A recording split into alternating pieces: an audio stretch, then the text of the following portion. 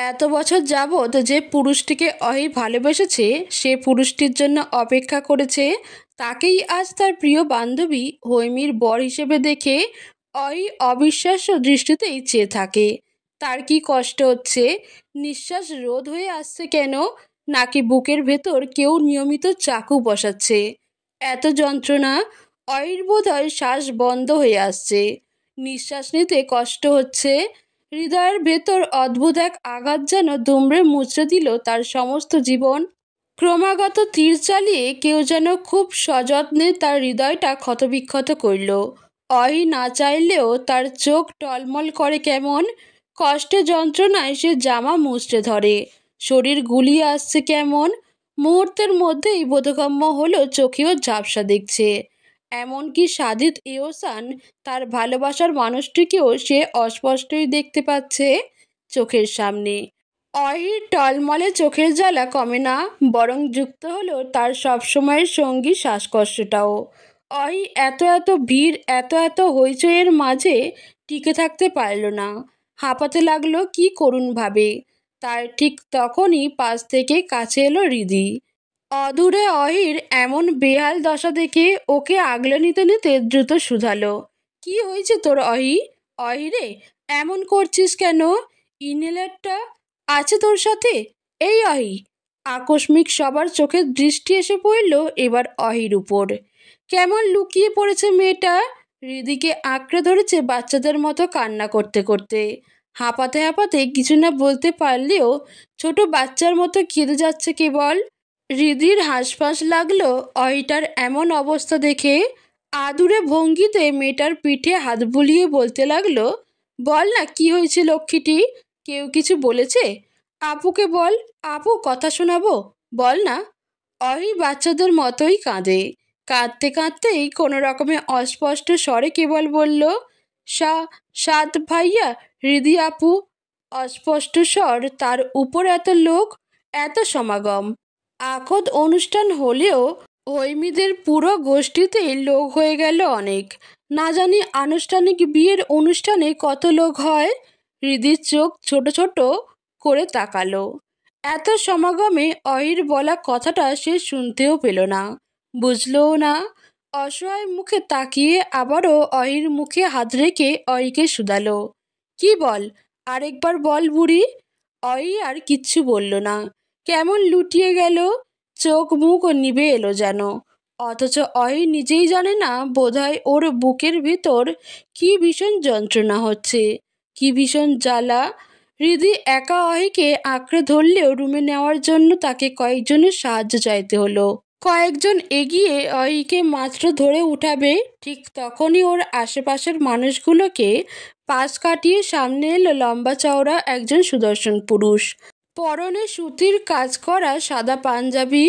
একটু আগে অহির মতো করে এবারে হৃদিও চমকালো।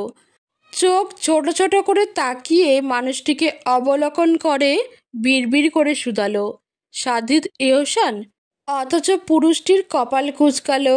অহিকে ওভাবে লুটিয়ে হাঁপাতে আর কাঁদতে দেখে সে গভীরভাবেই এতটা সময় চেয়েছিল দূর থেকে, এখন আরও গভীরভাবে চাইল যেন মেয়েটার দিকে। চোখ নিভু নিভু, অথচ চোখের পাতা ভেজা থাকাতে মেয়েটাকে মিষ্টি লাগছে। সাদিত মনোযোগ দিয়েই কপাল কুঁচকে তাকিয়ে থাকে। চিনতে পেরেছে মেয়েটাকে সে, যে মেয়েটার জন্য এত পাগলামো, এত অস্থিরতা, এত ঝামেলা করে চলেছে এখনো। সে মেয়েটাকেই কি এত বছর পর দেখি সাদিত চিনতে পেরেছে? উত্তর পাওয়া যায় না। তবে সাদিদের চোখ মুখ কুঁচকানো, কিছুটা রাগ যেন জমেছে চাউনিতে। তাকিয়ে দেখে মেয়েটার দৃষ্টিও তার দিকেই।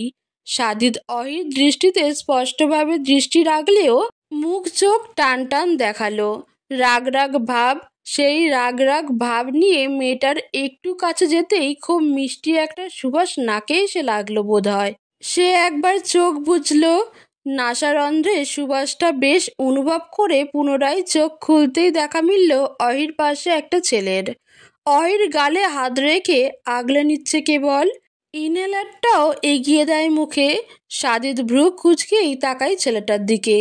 বোধহয় একটু বেশি রাগ লাগছে এখন। ফর্সা নাকটা ইতিমধ্যেই লাল হয়ে এসেছে। কেন এমন রাগ লাগছে? ছেলেটাকে ভ্রু কুঁচকে অবলোকন করেই সে শুধালো, কি ব্রো, বাংলা সিনেমার মতো মুখে হাত দিয়ে দুটো প্রেম বাক্য শোনালেই সুস্থ হয়ে যাবে নাকি মেয়েটা? আশ্চর্য। এইটুকু বলেই ফের মুখ টান টান করে চোয়াল শক্ত করল। দৃঢ় আওয়াজে বলল, ওভাবে গালে মুখে হাত না দিয়ে ফ্রিভাবে ইনহেলার নিতে দাও, স্পেস দাও। ছেলেটা ভ্রু কুঁচকে তাকালো সাদিদের দিকে, বলল, আপনি কে?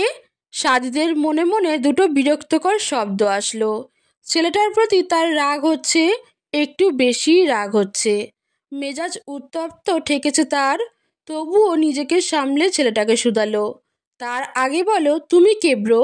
ছেলেটা উত্তর করল, অই জানে আমি কে, শো আর যত্ন নেওয়ার অধিকারও আমার আছে। বাহ, কি সুন্দর উত্তর! কোথাকার কোন ছেলে এসে বলছে কি না এই মেয়ের যত্ন নেওয়ার অধিকার তার আছে? সূক্ষ্ম এক জেদ চিরচির করে উঠে যেন সাদিদের চোখে মুখে। অহির দিকে এমনভাবে ভ্রু বাঁকিয়ে তাকিয়ে থাকলো যেন এই অপরাধে সে সুযোগ ফেলেই অয়কে গলা টিপে মারবে। নাকের অগ্রভাগ ইতিমধ্যেই লাল টকটকে হয়ে আসার আগে অয় ততক্ষণে চোখ বুজে এলিয়ে দিল শরীর। বোধহয় জ্ঞান হারিয়েছে। সাদিদ এবারও ভ্রু বাঁকিয়ে কার্যকলাপ পরখ করছিল। ছেলেটা যখনই অয়কে কোলে তুলতে নিবে ঠিক তখনই সাদিদ এগিয়ে ঝুঁকল, হাত দিয়ে আগলে কোলে তুলে অয়কে গম্ভীর একরোখা স্বরে বলে উঠল, মনে হচ্ছে না তুমি তাকে কোলে নিতে পারবে ব্রো, বড্ড ছোট তো তুমি, বরং আমি কোলে করে নিয়ে যাচ্ছি, তোমার সুবিধাই হবে বলো। এইটুকু বলেই ফের উপস্থিত সবার উদ্দেশ্যে একরোখা স্বরে বলল, সবাই মিলে এভাবে ভিড় না করে একটা ফাঁকা রুম দেখিয়ে দিন, আমি ওকে ওখানে নিয়ে যাচ্ছি বরং। উপস্থিত সবাই সাদিদের এমন কথা শুনে সরে গেল। বাসার ফাঁকা একটা রুম দেখিয়ে দিল হৈমির বড় বোন। সাদিদও সেই মোতাবেক অয়কে নিয়ে গেল সেই রুমটায়, বিছানায় শুইয়ে দিয়ে ফ্যান অন করলো। অতঃপর গাঢ় দৃষ্টি ফেলে মেয়েটা ক্লান্ত মুখশ্রী, অশ্রুভেজা চোখের পাপড়ি থুতনিতে থাকা তিলটি পরখ করে, খুব মনোযোগ দিয়ে পরখ করে। পরপর নজর সরিয়ে পানির বোতলটা হাতে নিয়ে কিছুটা পানি ছিটাতে লাগলো অয়ির মুখে। ঠিক তখনই পাশ থেকে কেউ বলে উঠল দ্রুত, আপনি সাদিদ এহসান না? ইনস্টাতে আপনার ফলোয়ার আমি। রিধি এতক্ষণ যাবতই সাদিদকেই খেয়াল করে যাচ্ছিল। সাদিদের কপাল কুঁচকানো, অয়ির প্রতি রাগ রাগ ভাব নিয়ে তাকানো সবটাই। অথচ বুঝে ওঠে না অসুস্থ একটা মানুষের দিকে এভাবে রেগে তাকানোর কি আছে। রিধি ঠোঁট চেপেই তাকায় সাদিদের উত্তর পাওয়ার আশায়। সাদিদও প্রশ্ন শুনে পাশ ফিরে তাকায়। এটা কোন পরিচয়ের ধরন? ইনস্টাগ্রামে তার ফলোয়ার বলে কি সে এখন মেয়েটাকে বিশেষ চোখে দেখবে, নাকি আতিথেয়তা দেখাবে? একরোখা স্বরে বলে উঠল সে, ইনস্টাগ্রাম ফলোয়ার হলে কি আপনাকে এখন আমি মাথায় তুলব? ফ্রেন্ডের এই অবস্থায় এসব মাথায় আনেন কিভাবে? যদিও অয়ি রিধির ফ্রেন্ড নয়, বোন, আপন বোনের মতোই স্নেহ করে সে। রিধির পছন্দ হলো না উত্তরটা, বলল, বেশি বকবক করবেন না, আমি ভুল না হলে ওর এই অবস্থাও আপনার জন্য ভাই। কোত্থেকে টপকে পড়েছেন এই দেশে? সাদিদ ভ্রু বাঁকিয়েই বলল, হোয়াট? রিধি কোমরে হাত রেখে বলল, আগে বলুন, আপনি সাদিদ ইহসান রাইট? বলুন উত্তরটা। সাদিদ ভ্রু কুঁচকে তাকালো। পুনরায় একবার বিছানায় পড়ে থাকা অয়ের দিকে চেয়ে বলল, আপনার ফ্রেন্ড তো অসুস্থ, আমি কে তা না জেনে ফ্রেন্ডের পাশে থাকুন বরং। রিধির এই ছেলেকে পছন্দ হলো না। এমন ঘাটতেরা একরোখা ছেলের হাতে সে নিজের বাচ্চা মতো বোনকে কখনোই দিত না, দিবেও না। এত রুক্ষ একটা মানুষের কাছে অয়ের মতো সফল হাটের মানুষ থাকলে বেঁচে থাকবে? দিনের মধ্যে 1000 বার কষ্ট পাবে তার বোনটা। রিধি ছোট শ্বাস ফেলে অয়ের দিকে গেল, মুখ চোখে জলের ছিটে দিল। তারপর কিছুটা সময় পর অয়ের জ্ঞান ফিরতেই রিধি ফোঁস করে শ্বাস তুলল, বলল, একটা ছেলেকে এত বছর এত দূর থেকে ভালোবেসে অপেক্ষা করে লাভ কি হলো? ছেলেটার কথাবার্তা কেমন জানি অহি, তুই এই ছেলেকে কি করে ভালোবাসতে পারলি? আমি চোখ বুঝেই বলে দিতে পারি এই ছেলে রকচটা। তুই ওই ছেলের কাছে জীবনেও ভালো থাকবি না। উঠতে বসতে রাগ ঝাড়বে এই ছেলে, আর তুই কিনা এসেই ওই ব্যাটাকে দেখে এমন হ্যাং হয়ে গেলি। অই, ছি।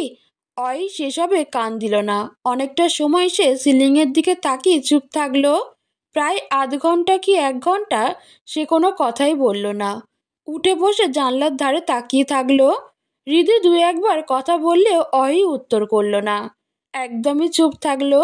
হৃদি কিছুটা সময় তার সাথে থাকলেও অনেকটা সময় পর সে বাইরে গেল হৈমির আকদ অনুষ্ঠান দেখতে। অতঃপর আবার ফিরে এসে শুধালো, হৈমির বরটাকে তো আমি দেখতেই পেলাম না রে অহি। তার আগেই আকদ অনুষ্ঠান কমপ্লিট, এটা কেমন কথা বলতো? বড় আপুকে পেলে ওই মেয়ে আকদ সেরে ফেললো। অন্য সময় হলে অহি হাসতো, তাদের আস্ত বিনোদন হৃদি আপুকে উপভোগ করত, কিন্তু আজ হলো না। জানলার বাইরে তাকিয়ে বলল, হৈমির বিয়েটা হয়ে গেল হৃদি আপু? শুনলাম তো হয়ে গেল, কিন্তু আমাদের খাওয়া হলো না রে অহি। পেটের ভেতর ইঁদুর দৌড়াচ্ছে, বিকেলের মধ্যে বাসায় পৌঁছাতে হবে আবার আমাদের। হৃদি এত গুরুত্বপূর্ণ কথা বলল, অথচ পাত্তা দিল না অহি। হৃদি এই নিয়ে বিরক্ত চোখে তাকাতেই তার কোনো একটা কথা মনে পড়ল যেন। দ্রুতই বলল, আমাদের তো হৈমির আকদে এসে হৈমির দেবর ভাসুর কাউকে পটানোর কথা ছিল রে অহি। স্নিগ্ধ ভাইয়ের পিছু ঘুরে লাভের লাভ কিছুই হচ্ছে না। বেচারা আমাকে পাত্তা দিচ্ছে না। আমার উচিত এখন একটা ছেলে পটিয়ে ওই ব্যাটার নাকের সামনে দিয়ে ঘুরে ঘুরে দেখানো, বোঝানো যে দেখ বেয়াদব, আমারও বয়ফ্রেন্ড আছে। অহি একটু হাসলো এবারে, বলল, হৈমির হাজব্যান্ডের টুইন ব্রাদার্স তো বিবাহিত, পটাবেই বা কাকে? হৃদি ভ্রু কুচকেই বলল, টুইন ব্রাদার্স? তোদের সবার কি টুইন ব্রাদার্সদের পছন্দ হয় নাকি? বুঝলাম না। কিন্তু তুই কি করে জানলি যে হৈমির হাজব্যান্ডের টুইন ব্রাদার আছে? অই শীতল ভঙ্গিতে তাকালো। আজ তার বান্ধবী হৈমির আকদ অনুষ্ঠান ছিল, তারই প্রিয় বান্ধবীর আকদ অনুষ্ঠান, অথচ এসেই সে এমন একটা চমক পাবে কে জানতো। সাদিদ এহসান ওরফে তার সাত ভাইয়াকে সে আজ কত বছর পর দেখছে, কতগুলো বছর অপেক্ষা করছে এই রাগচটা সাদিদ এহসানের জন্য। অথচ তার সাত ভাইয়া হয়তো তাকে মনেই রাখেনি। সেই কবে কোন ছোটবেলায় শেষ দেখা, এত বছর মনে রাখার কথাও না। অহির কষ্ট হয়। যে পুরুষটিকে সে এত বছর নীরবে ভালোবেসেছে, অপেক্ষা করেছে সাক্ষাৎ হওয়ার জন্য, সে পুরুষটির সাথে এভাবে সাক্ষাৎ হবে সে স্বপ্নেও ভাবেনি। এখন তো কিছুই করার নেই, হয়তো এখন অনুভূতি প্রকাশ করেও কিচ্ছু হবে না। সাত ভাইয়া বিয়েতে রাজি না হয়ে তো এমনি এমনি বিয়ে করতে আসেনি। আর অহিকে তো এত বছর পরে মনে আছে কিনা সন্দেহ। অহি তাচ্ছিল্য নিয়ে হাসলো, হৃদের দিকে চেয়ে বলল, আকদ অনুষ্ঠান শেষ না আপু? হ্যাঁ, শেষই তো। এতক্ষণ যাবৎ কি আর আকদ আটকে থাকবে তোর আমার জন্য? আমরা কি ভিআইপি পার্সন? কিন্তু হৈমিটার এই অকাল মৃত্যুতে আমি শোকাহত। বেচারিকে আমরা চেয়েও ওর মৃত্যুদণ্ড থেকে বাঁচাতে পারলাম না রে অহি। হৃদি হাসলেও এবারে অহি হাসে না, শান্ত গলায় জিজ্ঞেস করলো, তুমি জানো হৈমির বরকে কে? অহির স্বর আটকে আসে যেন, কণ্ঠ বসে আসে, আবারও কান্না পাচ্ছে তার। তবুও বলল, সাদিদ এহসান, সাত ভাইয়া হৈমির বর। হৃদি আপু। হৃদি 2-1 সেকেন্ড চুপই থাকে, বিশ্বাস করতে পারে না। শুধায়, হু? সাদিদ এহসান? হ্যাঁ। হৃদি এবারে শান্ত চাউনিতেই তাকায়। কখনো সে শান্ত বুঝদার, আবার কখনো চঞ্চল। অয়ের দিকে চেয়েও টলমলে আঁকি বুঝে উঠেই হৃদির ঠোঁট চেপে দীর্ঘশ্বাস ফেলল। অয়ের দিকে চেয়ে দ্রুত বলল, কাঁদবি না? আবার শ্বাসকষ্ট। অয় কাঁদে না, কান্না আটকায় ঠোঁট কামড়ে। তারপর বলে, আমারই ভুল। আমি যদি ছোটবেলায় সাত ভাইয়ার কথা মতো কেবল তার সাথেই মিশতাম, তার সাথেই থাকতাম, তাহলে সাত ভাইয়া দূরে যেতেন না, অত দূরে কখনোই যেতেন না বলো। তবুও যখন চলেই গেলেন, তখন মাঝপথে এসে আমি কেন সাত ভাইয়ার প্রতি আকৃষ্ট হলাম হৃদি আপু? কেন কিশোরী বয়সে তার ছোটকালের পাগলামোগুলো মায়ের থেকে শুনে শুনে মানুষটাকে নিয়ে ভাবতে বসলাম? কেন এত বেশি ভাবলাম আমি তাকে কল্পনায় রেখে, যেখানে নিশ্চয়তা ছিল না, এক আকাশ দূরত্ব, পরিচয় ছিল না, তারপরও কেন আমি তার প্রতি আকৃষ্ট হলাম? আমি তার আশা ধরে বাঁচলাম কেন রিদি আপু? কেন কিশোরী বয়সের পর আমি তার জন্য এতটা পাগল হলাম? আমারই ভুল, আমারই। আমি তো জানতাম এটা অনিশ্চিত, কিছুই হওয়ার ছিল না। যেখানে সেখানে সে বিয়ে করলেও আমার কি? আমি কেন মানতে পারছি না? আমার কেন কষ্ট হচ্ছে রিদি আপু? এত কেনর উত্তর রিদির কাছে নেই, সত্যিই নেই। তবে অহির মাথায় হাত বুলিয়ে সে আদরে ভঙ্গিতে বলে, কাঁদে না বাচ্চা, তোরটা তো একপাক্ষিক অনুভূতি ছিল বুড়ি। সে জানেই না হয়তো। ও দেশে গিয়ে এত বছরের ছোট্ট আইবুড়িকে ভুলেই গিয়েছে সে। এটা স্বাভাবিক। ছোটকালের কথা নিয়ে কি কেউ পড়ে থাকে বল? আর তার ছোটকালের জেলাসনেস যে বড় হয়ে তোর প্রতি কোনো অনুভূতিতে পরিণত হবে এমনটাও বলা নেই। ছোটবেলায় তো সব বাচ্চারাই জেদি থাকে, জেদ দেখায় অল্পতেই। সেও হয়তো তেমন জেদি ছিল। তাছাড়া তুইও কিন্তু ছোটকাল নিয়ে পড়েছিলি না অহি? তোর সাত ভাইয়াকে মনে রাখলেও তাদের নিয়েই তো তোর সর্বক্ষণ চলেনি। হয়তো কিশোরী বয়সের পর তুই তাকে গুরুত্ব দিয়েছিলিস একটু বেশি। তার গল্প শুনে তাকে ভাবতে ভাবতেই অনুভূতিটা তৈরি করে ফেলেছিস। একটু বেশি অনুভূতিপ্রবণ হয়েছিস তার প্রতি। তোর মনে হয়েছে ছোটকালের সেই নিষেধ, সেই রাগ, সেই জেদ, সেই অধিকারবোধ সে আবারও প্রয়োগ করবে কখনো। তারপর ভার্চুয়ালি তাকে ফলো করা, ফেক আইডি দিয়ে কথা বলে ব্লক খাওয়া, এসবের পর আরও বেশি বাড়ল তোর অনুভূতি। অথচ ওদিক থেকে অনুভূতি তো ছিলই না। সে তোকে চেনেও না এখনো। আদেও ছোট অহিকেও মনে রেখেছে কি না কে জানি। আমরা তো জানতাম তা অহি, তাই না? অহি মাথা নেড়ে বলে, হ্যাঁ জানতাম। অনুভূতিটা একতরফা জানতাম। তার রিদি আপু, তাও মানতে পারছি না। একটু সময় লাগবে হয়তো, মানিয়ে নিব। কিন্তু হৈমিকে কিছু বলো না আপু। এই মানুষটাই যে সে সাজিদ এহসান, বলো না। হৃদে দীর্ঘশ্বাস ফেলে বলল, হৈমির সাথে আকতটা আটকানো গেলে তাও ভাবা যেত। এখন ভুলে যা, স্রেফ ভুলে যা তাকে অহি। ভেবে নে সে কোনো সেলিব্রিটি ক্রাশ তোর, যাদের অহরহ অন্যের হতে দেখি আমরা, তাই না? রিধি আপু যতটা সহজে বলল ভুলে যেতে, ততটা সহজে হয়তো অই ভুলতে পারবে না। কিংবা সাজিদ এহসান তার সেলিব্রিটি ক্রাশও নয়। সাজিদ এহসান তার কোনো ক্রাশই নয়। একটা পাগলামো, কিশোরী বয়সে হঠাৎ উড়ে আসা ভালো লাগা, উড়ে আসা প্রেম, উড়ে আসা অনুভূতি। এত বছর যাবৎ যা অই হৃদয়ে আগলে এসেছে, আড়াল হতে অনুভূতি পুষেছে, সে অনুভূতি ভোলা এতই সহজ? অই এসব ভেবেই ছোট্ট শ্বাস ফেলে। তখনই কানে এলো হাস্যোজ্জ্বল পুরুষালী স্বর, এই যে ভাবির বান্ধবী, আমাদের সাথে মিট করার আগেই এভাবে সেন্সলেস হয়ে গেলেন। অহি তাকায় দরজায়। কয়েকটা ছেলে পেলে, তাদের মধ্য থেকেই কেউ বলছে।